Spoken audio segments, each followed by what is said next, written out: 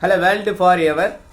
ஒவ்வாமை அதாவது அலர்ஜி அப்படின்னு சொல்கிறோம்ல. ஸோ அலர்ஜி ஏற்படுத்தக்கூடிய ஒரு சில ஃபுட்டு வந்து இருக்குது. ஸோ அது போல் பார்த்தீங்கன்னா ஃபுட் பாய்சன் ஏற்படுது பார்த்தீங்களா, அதுக்கும் இந்த ஒவ்வாமை அப்படின்னு சொல்லக்கூடிய அலர்ஜிக்குமே வந்து வித்தியாசம் வந்து இருக்குது. ரெண்டுக்குமே சிம்டம்ஸ் வந்து வேற மாதிரி தென்படும். இந்த ஒவ்வாமை ஏற்படுத்தக்கூடிய ஃபுட்டெல்லாம் வந்து எந்த மாதிரி இருக்கும் அப்படின்னு சொல்லி தான் பார்க்க போகிறோம். ஸோ இந்த ரெண்டுக்குமே அந்த ஒவ்வாமைக்கும் ஸோ ஃபுட் பாய்சனுக்கும் இடையப்பட்ட அந்த ஒரு டிஃப்ரென்ஸ் வந்து எந்த மாதிரி இருக்கும், சிம்டம்ஸ்லாம் எந்த மாதிரி இருக்கும், எல்லாத்தையும் பற்றி பார்க்க போகிறோம். Anyway Pandi statement. ஸோ ஒவ்வாமை அப்படின்னு சொல்லக்கூடிய இந்த அலர்ஜி ஏற்படுத்தக்கூடிய ஃபுட்டு எப்படின்னா, இப்போ முட்டை, பால், இல்லை கோதுமை வகை, இல்லைனா வந்து பீன்ஸ் வகைகள், இல்லைனா இந்த நிலக்கடலை, இல்லைனா எள்ளு. ஸோ இந்த மாதிரி ஃபுட்டெல்லாம் வந்து நீங்கள் சாப்பிடும்போது ஒரு சில பேருக்கு வந்து ஒத்துக்கும்.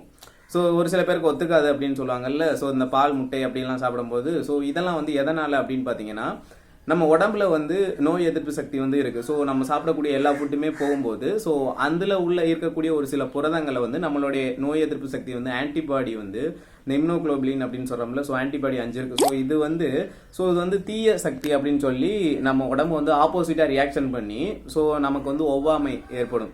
ஸோ அதான் வந்து தும்மல் இந்த மாதிரி பிரச்சனைலாம் ஏற்படுத்தும் பார்த்தீங்களா, தும்மல், வாந்தி, தலை சுற்றல், இந்த மாதிரி ஒவ்வாமையெல்லாம் ஏற்படும். ஸோ இதுக்கு வந்து ஹிஸ்டமின் அப்படின்னு சொல்லக்கூடிய ஒரு ஆன்டிபாடி, ஸோ ஒரு புரதம் இங்கே நம்ம நோய் எதிர்ப்பு சக்தியில் வந்து இருக்கக்கூடியது வந்து அதிகமாக வந்து ப்ரொடியூஸ் ஆகும்போது ஸோ இந்த மாதிரி பிரச்சனைகள்லாம் வந்து ஏற்படும். ஸோ அதனால் பார்த்தீங்கன்னா இந்த சீ ஃபுட், அதாவது கடல் வாழ்ல இருக்கக்கூடிய உயிரினங்கள், ஸோ கடல் மீன்கள், நண்டுகள், ஸோ இதெல்லாம் சாப்பிடும்போது ஒரு சில பேருக்கு வந்து இந்த ஒவ்வாமை ஏற்படும். ஸோ அப்படி ஏற்படும் போது அதுக்கு எந்த மாதிரி சிம்டம்ஸ் வந்து ஏற்படும் அப்படின்னு பார்த்தீங்கன்னா, ஸ்டார்டிங் வந்து தடிப்பு மாதிரி, இல்லை வாயில் வந்து ஒரு மாதிரி புண்கள், இந்த மாதிரி பிரச்சனைகள், சின்ன சின்ன தடிப்பு, வீக்கம், தொண்டை பகுதியில் இந்த மாதிரி வீக்கம், ஸோ இந்த மாதிரி ஏற்படுச்சுன்னா அது வந்து ஒவ்வாமை.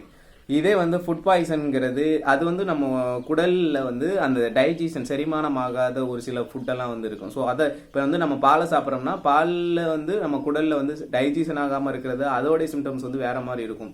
பட் இந்த மாதிரி இந்த தொண்டை பகுதியில் வந்து வீக்கம், ஸோ இந்த மாதிரி பிரச்சனைகள் வருவது இந்த ஒவ்வாமை ஏற்படும் போது வாந்தி, மயக்கம், ஸோ இந்த மாதிரி ஏற்படுவது வந்து அலர்ஜினால ஏற்படுறது. ஸோ ரெண்டுக்குமே வந்து வித்தியாசம் வந்து இருக்கு.